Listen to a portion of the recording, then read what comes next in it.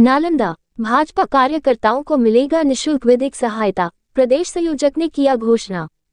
अब भाजपा कार्यकर्ताओं को निःशुल्क विधिक सहायता मिलेगा। उक्त बातों की जानकारी भाजपा विधिक प्रकोष्ठ के प्रदेश संयोजक ने बिहारशरीफ भाजपा पार्टी कार्यालय में दिया।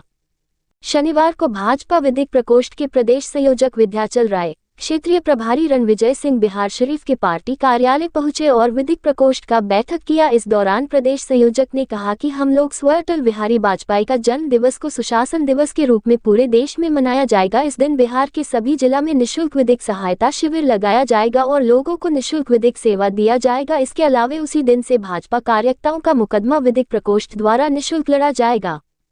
उन्होंने कहा कि कई भाजपा कार्यकर्ताओं पर सरकार द्वारा मुकदमा दर्ज कराया गया। उन लोगों की सहायता के लिए भाजपा के विधिक प्रकोष्ठ बढ़ चढ़कर हिस्सा लेगी ताकि उसे न्याय मिल सके।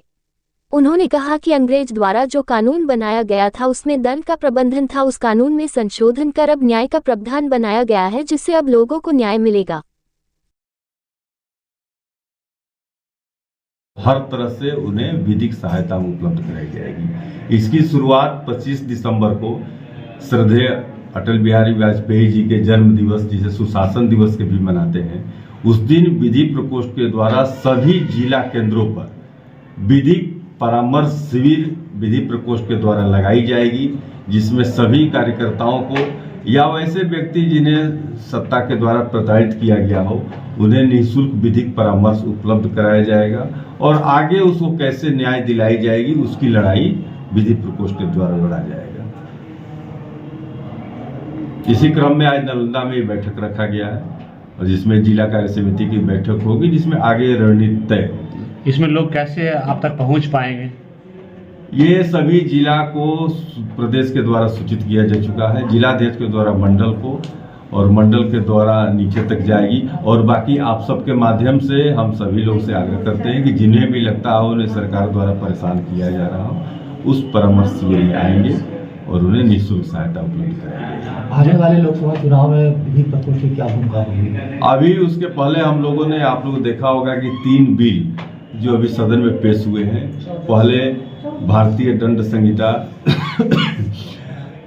आपराधिक दंड संहिता प्रक्रिया और भारतीय साक्ष्य अधिनियम के रूप में था।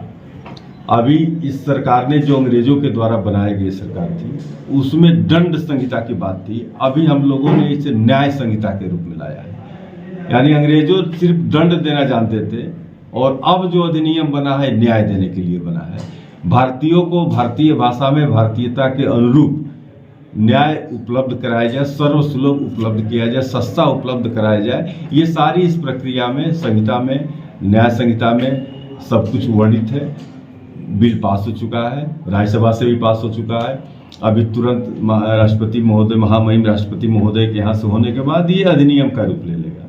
इसकी जितनी भी अच्छाइयाँ हैं और इससे लोग कैसे रूप में लाभान्वित होंगे, इसे भी हम सभी अभी 13 स्थानों पे, बिहार के 13 स्थानों पे हम लोग इस पे कार्यक्रम करेंगे और फिर इसको नीचे ब्लॉक स्तर तक, अनुमंडल स्तर, जहां भी बार है, कोर्ट का बार है, उस स्तर तक इसी विषय पर हम लोग कार्यक्रम करेंगे ताकि लोग समझ सके कि उन्हें न्याय आसानी से कैसे उपलब्ध हो।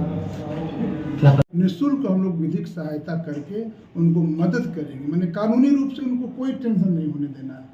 वो पार्टी का कार्य करेंगे और उन पे जो भी कानूनी अड़चन आएगा उन सबकी जिम्मेवारी हम लोगों की होगी। तो क्या ये पार्टी के जो आपके पार्टी के लोग हैं या कार्यकर्ता है, सिर्फ उनके लिए या आम जनता के लिए भी कुछ करेंगे?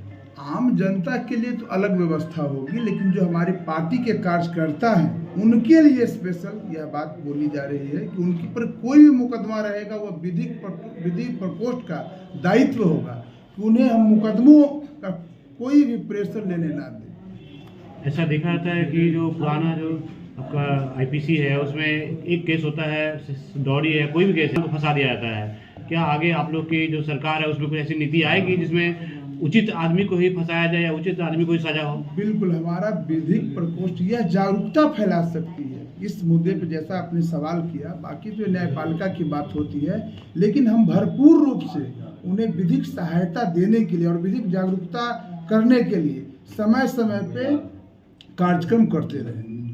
क्या